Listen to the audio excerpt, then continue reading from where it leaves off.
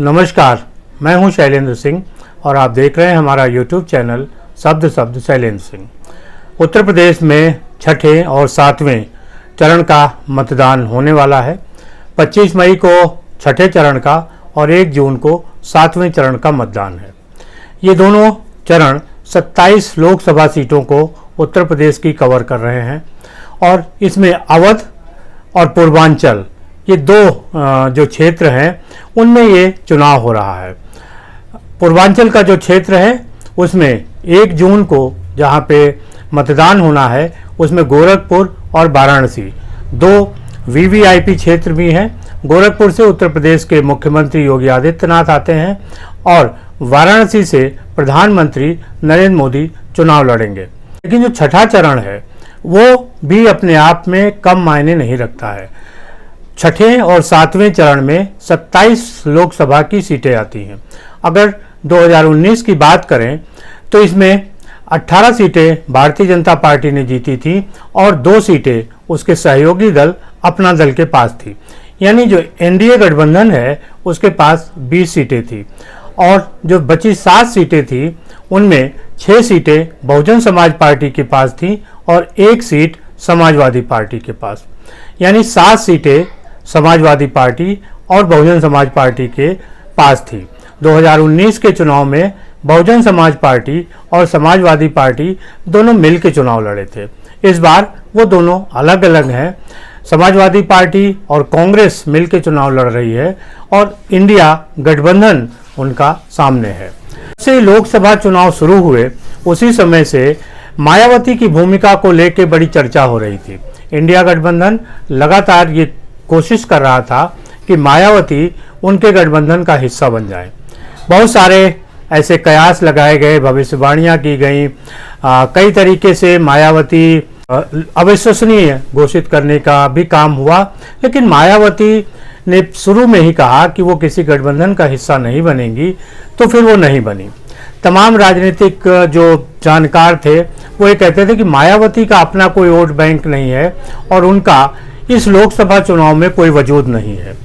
लेकिन मायावती का वजूद हर सीट पे है और उत्तर प्रदेश की कम से कम 30 ऐसी सीटें हैं जिन सीटों पर मायावती का बहुजन समाज पार्टी का प्रभाव है और वो किसी भी प्रत्याशी को जिताने और हराने की क्षमता रखती हैं। जब हम पूर्वांचल की तरफ बढ़ते हैं यानी छठे और सातवें जो मतदान का चरण है तो वहां मायावती की भूमिका और भी महत्वपूर्ण हो जाती है।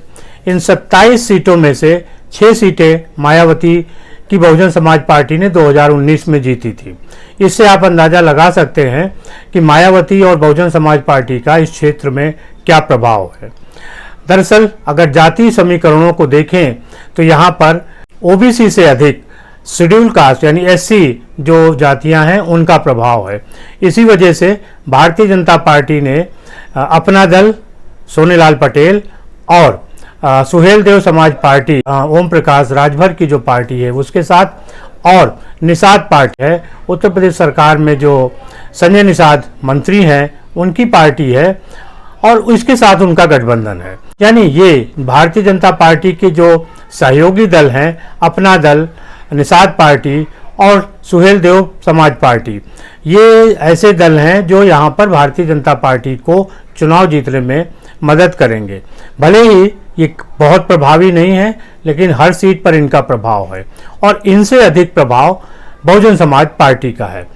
इसीलिए समाजवादी पार्टी को लग रहा है कि इस चुनाव में अब जो उनकी डगर है वो थोड़ी कठिन है, क्योंकि कांग्रेस के पास अपना कोई वोट बैंक है नहीं। समाजवादी पार्टी के पास सिर्फ अपना यादव वोट बैंक है और मुस्लिम वोट बैंक है। अब यादव और मुस्लिम वोट बैंक के साथ कांग्रेस का जो वोट बैंक है वो जुड़ता है। वो पूर्वांचल में कितना प्रभावी होगा ये तो बाद में पता चलेगा, लेकिन अभी जो लड़ाई है जो दिख रहा है उसमें मायावती कई क्षेत्रों में खेल बना और बिगाड़ रही हैं। इसीलिए मायावती की भूमिका इस चुनाव में शुरू से ही महत्वपूर्ण रही है। हालांकि उनको दरकिनार करने की कोशिश हर बार की गई, लेकिन उन्होंने धीरे धीरे जिस तरीके से अपने राजनीतिक दांव आगे बढ़ाए प्रत्याशियों का चयन किया, अब ये साफ हो गया है कि मायावती के बिना जो चुनावी नैया है वो पार नहीं लगनी है। एक छोटा सा उदाहरण है फैजाबाद लोकसभा सीट का।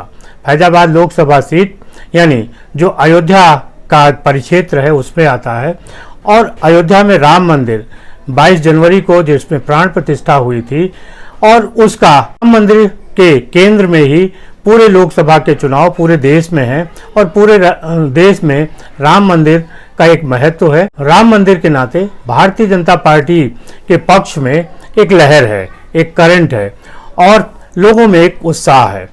बावजूद इसके जो अयोध्या का यानी फैजाबाद जो लोकसभा सीट है वहाँ पे राम मंदिर का उतना प्रभाव नहीं है कि जिसको ये कह दिया जाए कि वहाँ से जो भारतीय जनता पार्टी के प्रत्याशी हैं लल्लू सिंह, वो तीसरी बार बिना किसी बाधा के चुनाव जीत रहे हैं।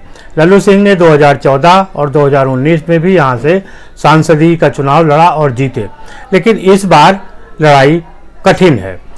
2019 के चुनाव में यहाँ पर लल्लू सिंह का मुकाबला समाजवादी पार्टी और बहुजन समाज पार्टी के गठबंधन से था। आनंद सेन यहाँ से चुनाव लड़े थे। आनंद सेन मित्र सेन के परिवार के हैं। मित्र सेन मुलायम सिंह यादव के मित्र भी रहे और कम्युनिस्ट पार्टी से चुनाव लड़ते रहे। लेकिन इस बार जो फैजाबाद चुनाव है उसमें भारतीय जनता पार्टी ने लल्लू सिंह को टिकट दिया है, जो पिछली बार भी यहाँ से सांसद थे। समाजवादी पार्टी ने आनंद सेन का टिकट काट के अवधेश प्रसाद को दे दिया है, जो समाजवादी पार्टी में कभी मंत्री भी रहे। आनंद सेन चुनाव नहीं लड़ रहे हैं, लेकिन उनके परिवार से ही जो पूर्व आईपीएस हैं अरविंद सेन, वो चुनाव लड़ रहे हैं कम्युनिस्ट पार्टी से। तो अरविंद सेन का जो प्रभाव है वो फैजाबाद मंडल के कई विधानसभा क्षेत्रों में है, और इसी तरीके से मायावती ने यहाँ सच्चिदानंद पांडे को टिकट दिया है। अयोध्या की जो सीट है, खासतौर से अगर विधानसभा की बात की जाए तो वहाँ पे समाजवादी पार्टी के नेता पवन पांडे का वर्चस्व था, वो चुनाव भी जीते थे और उनका एक प्रभाव है। जब मायावती ने एक ब्राह्मण कैंडिडेट उतार दिया तो अब ब्राह्मण जो कभी समाजवादी पार्टी की तरफ जाते थे वो उधर नहीं जाएंगे। दूसरी तरफ जो दलित भारतीय जनता पार्टी से हट रहा था वो मायावती के साथ रहेगा, और कम्युनिस्ट पार्टी वो यादव और अदर ओबीसी जातियों के वोट काट रहे हैं। यानी लल्लू सिंह की जीत इस बात पर निर्भर है कि मायावती का बहुजन समाज पार्टी और अरविंद सेन की कम्युनिस्ट पार्टी वो किस तरीके का परफॉर्मेंस करती है। अगर इन दोनों दलों ने अच्छा परफॉर्मेंस नहीं किया, यानी ज़्यादा वोट नहीं काटे, तो लल्लू सिंह की डगर कठिन हो जाएगी, क्योंकि ऐसे में लल्लू सिंह का मुकाबला सीधे सीधे कांग्रेस और समाजवादी पार्टी के इंडिया गठबंधन के प्रत्याशी अवधेश प्रसाद से होगा। तो ये एक बात इसलिए थी, जो लोग कहते थे कि मायावती का कोई मतलब नहीं है उत्तर प्रदेश लोकसभा चुनाव में, तो समीकरण दर समीकरण मायावती का सीट दर सीट महत्व है। उत्तर प्रदेश का जो पूर्वांचल का इलाका है वहाँ 10 में से 6 सीटें मायावती ने जीती थी। 2019 के चुनाव में बहुजन समाज पार्टी को 10 सीटें मिली थी। 10 सीटों में से 6 सीटें पूर्वांचल की हैं, और अब भारतीय जनता पार्टी की नज़र इन्हीं 6 सीटों पर है कि किस तरीके से वो इन 6 सीटों को अपनी तरफ मिलाते हैं। एक दिलचस्प सीट है आजमगढ़, जहां पे दिनेश लाल यादव निरहुआ जो भोजपुरी के स्टार हैं वो चुनाव लड़ रहे हैं, और दूसरी तरफ समाजवादी पार्टी से धर्मेंद्र यादव चुनाव लड़ रहे हैं। धर्मेंद्र यादव बनाम निरहुआ ये चुनाव आजमगढ़ में है। पिछली बार निरहुआ जीते थे, और इस बार समाजवादी पार्टी का प्रयास है कि इस सीट पर वो धर्मेंद्र यादव को जीत दिला सके। वहाँ भी बहुजन समाज पार्टी की एक गणित है, और उस गणित ने धर्मेंद्र यादव का खेल बिगाड़ दिया है। अब देखना ये है कि इन चुनाव के बाद समाजवादी पार्टी और कांग्रेस के जो गठबंधन है उसका क्या हाल होता है, कितनी सीटें वो जीतते हैं, और किस तरीके से मायावती ने इस पूरे लोकसभा चुनाव में उत्तर प्रदेश के समाजवादी पार्टी, इंडिया गठबंधन और कांग्रेस के खेल को बिगाड़ा है और क्या खुद हासिल किया है। आपको क्या लगता है, मायावती की भूमिका पूर्वांचल की इन सीटों पर कितनी होगी, ज़रूर बताइएगा। शुक्रिया, धन्यवाद।